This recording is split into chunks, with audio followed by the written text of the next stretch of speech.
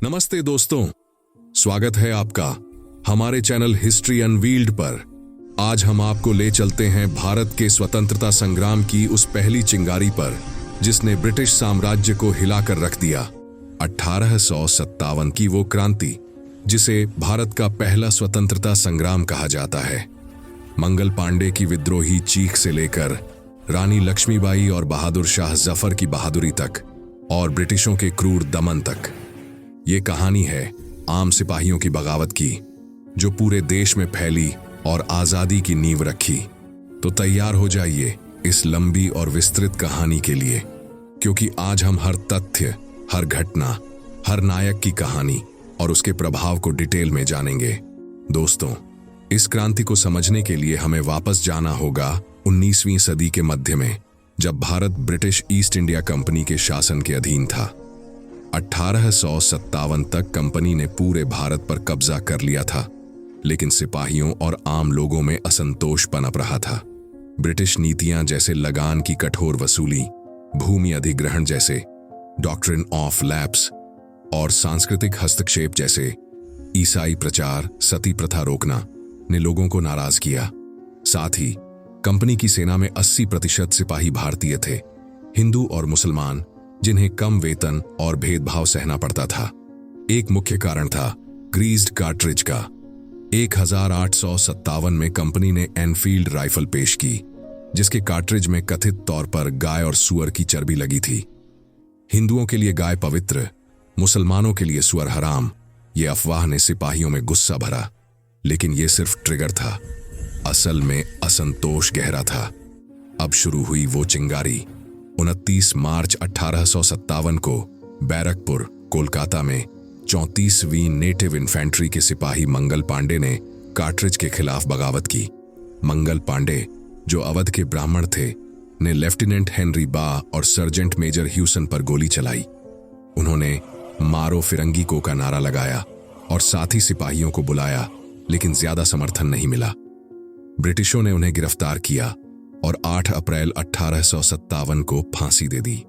मंगल पांडे की मौत ने पूरे देश में असंतोष फैला दिया और वो पहले शहीद बन गए।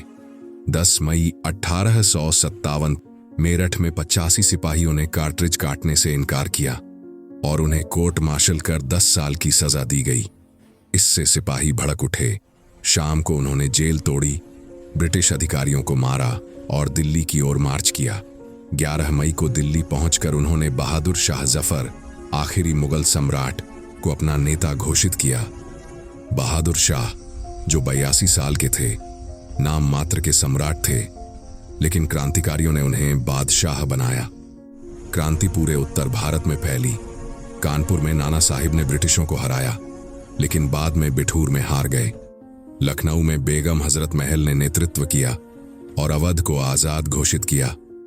झांसी में रानी लक्ष्मीबाई ने मैं अपनी झांसी नहीं दूंगी का नारा लगाया और 1858 में ग्वालियर में लड़ते हुए शहीद हुई।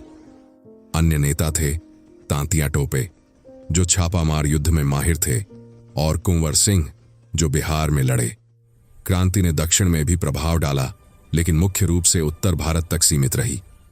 अनुमान है कि 1 लाख से ज्यादा भारतीय मारे गए, जबकि ब्रिटिशों के 2392 सैनिक। ब्रिटिशों ने क्रूर दमन किया। जनरल जेम्स नील ने कानपुर में नरसंहार किया और दिल्ली में बहादुर शाह को गिरफ्तार कर रंगून निर्वासित किया, जहां उनकी मौत 1862 में हुई। रानी लक्ष्मीबाई की मौत के बाद झांसी पर कब्जा हो गया। तांतिया टोपे को 1859 में फांसी दी गई। क्रांति 1858 तक दब गई, लेकिन ब्रिटिशों को झटका लगा। 1858 में ब्रिटिश संसद ने ईस्ट इंडिया कंपनी को भंग कर क्राउन राज स्थापित किया। 1857 की क्रांति ने स्वतंत्रता संग्राम को प्रेरित किया। गांधी जी ने इसे पहला स्वतंत्रता संग्राम कहा। यह क्रांति ने ब्रिटिश राज्य को कमजोर किया और 1947 की आजादी की नींव रखी।